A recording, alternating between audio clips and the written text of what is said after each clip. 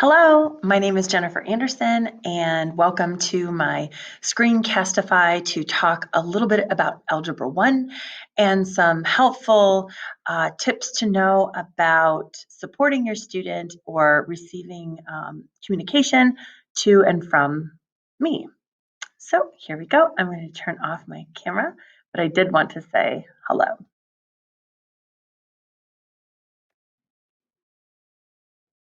All right. So in this video, what I would like to do is highlight all of these items. So just a little bit about me, also about the Algebra 1 course, a typical day for your student, where you and where your student can view the weekly plan, and also the daily plans, how and where students complete their homework, and then also how to reach me. So a little about me is that I have been teaching for 25 years. You can see pictures of my family here. I believe that they also represent me, so I thought I would include them. I'm also the lead teacher for the math department here at St. Charles North. I'm a math team coach, and as you can tell, a wife and a mom and a doggy mom. And most of all, I am a teacher at heart. And what I want to comment about that is how much I love being in the classroom. I love helping students to learn. And even if our classroom is online, I'm still there, completely invested in them so that they can learn Algebra 1 and become successful when they leave the class. So, in regards to Algebra 1, this is really a fun interactive class. And so far, a lot of the lessons that we've done have been very interactive for them. We've been using Desmos in class quite a lot. I'll talk a little bit more about that in just a moment. But in general, Algebra 1 is a very social class where we are working together and we're discussing ideas and looking at each other's works. And so it's a lot of fun for students to be in the classroom. Right now, we are not able to use Zoom, so we haven't been able to utilize breakout rooms. However, those are coming soon, and I'm really excited to get them talking with each other and working together on some of these concepts. What's most important about this class is um, its essentialness to future math courses. And I've been teaching AP Calculus for 20 years, and I'm teaching AP Calculus again this year, other than Algebra 1. And the one thing that we come back to in calculus most of all in working through problems is how to finish problems using Algebra 1 skills. That might seem shocking, but it's true. So when it comes to simplifying equations or simplifying rationals or basic families of graphs, sometimes this is exactly what the students need the most refreshing on in AP Calc. So it really does have a lasting effect with their success as they move forward all the way up, but even as soon as starting with next year with geometry. So that is one thing that I will be hitting home with the students. And as far as the payoff for the hard work goes, not only does it pay off for them in this class and the future classes, but also as they start to do standardized tests, and that starts to be worth a little bit more to them, maybe personally, as you know, college and applications is not that far from them right now. It's shocking, but it's true. And so I'm here, knowing with where they need to be at the backside of that, focusing and helping them to focus in on what's important as we go through this. A typical day, I welcome them into the classroom as they pop in. The one thing I would ask for your support with is perhaps encourage your student to log on to our class about 1 minute early.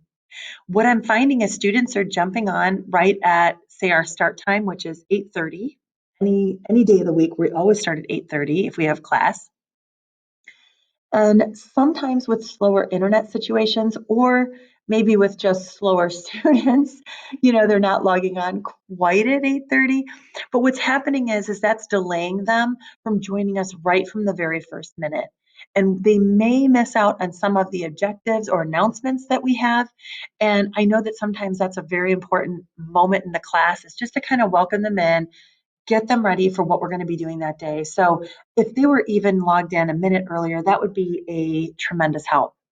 So after I welcome them in, I will transition directly into what our objectives for the day are. And sometimes we have one objective, sometimes we have a few. But either way, I'll just kind of frame up what we're doing.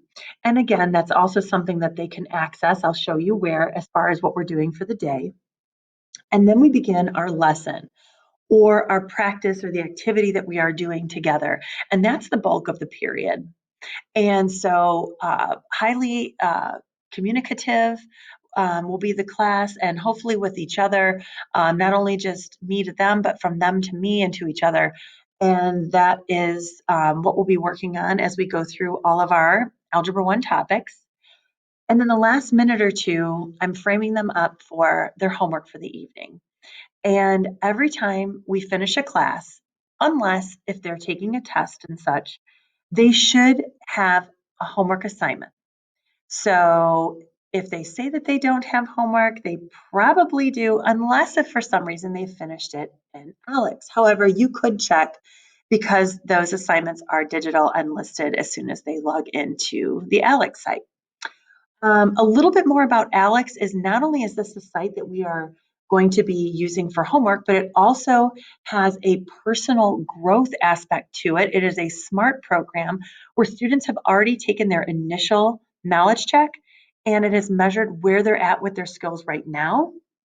And as they work through the year, they will have extra time to work just on those skills so they can strengthen and fill up their pie chart. If you look at it, there is a pie chart in there, which kind of represents their skills and what they should have as an Algebra 1 student.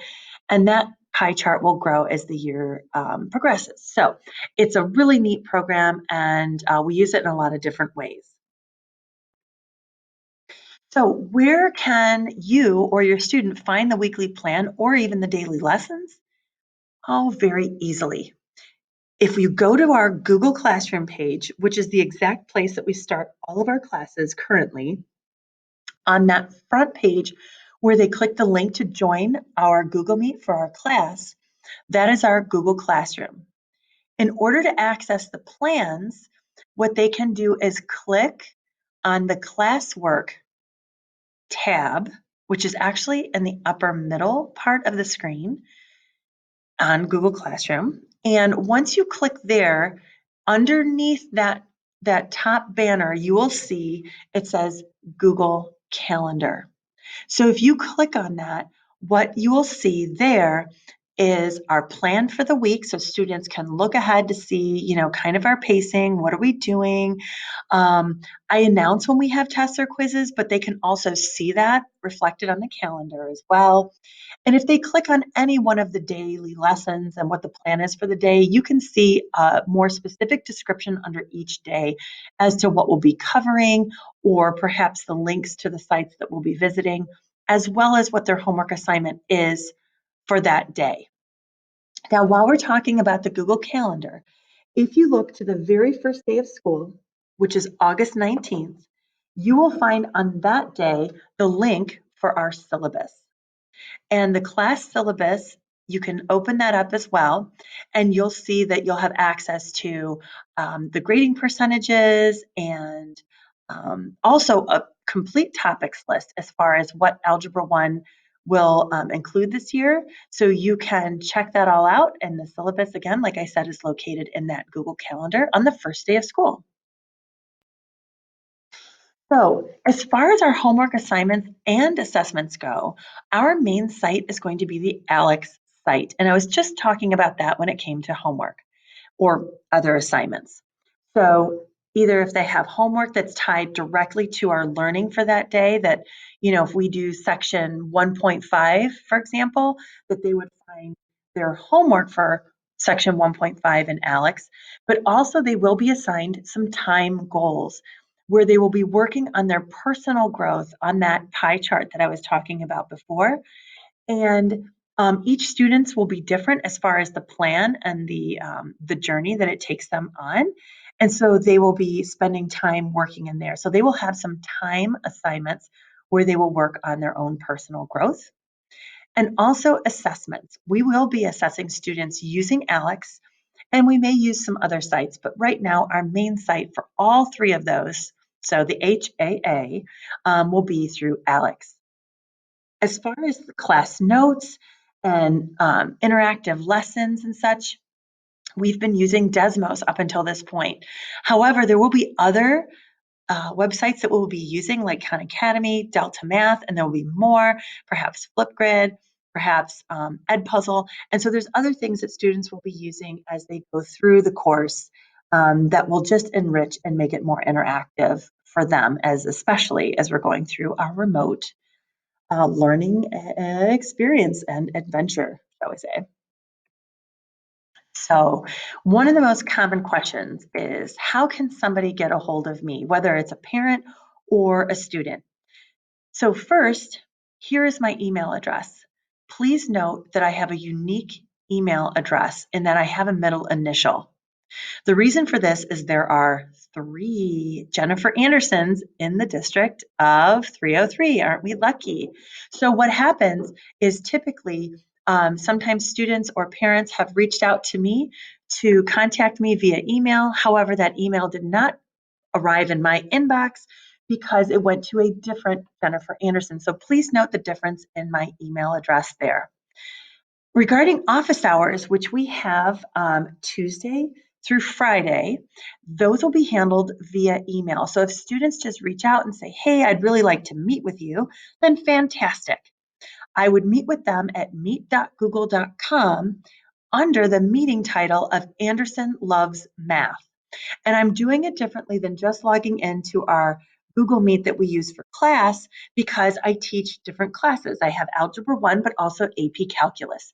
So regardless of which student from whatever class is trying to meet with me, I'll just have one Meet Google account that will be open and they can pop on in.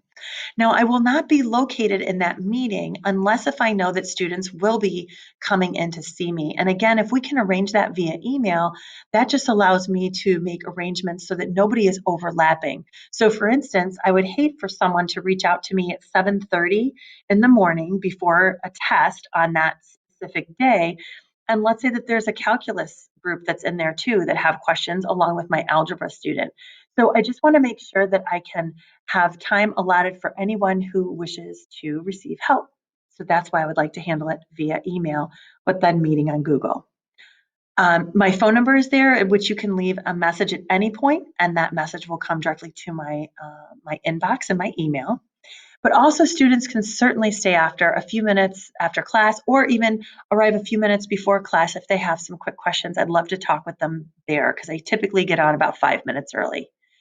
So that is probably about everything that you would need to know initially about the course. However, if you have more questions, I would love to talk with you about it. So please feel free to reach out to me and we can schedule an appointment. So have a great night, and I hope to meet all of you soon. Take care.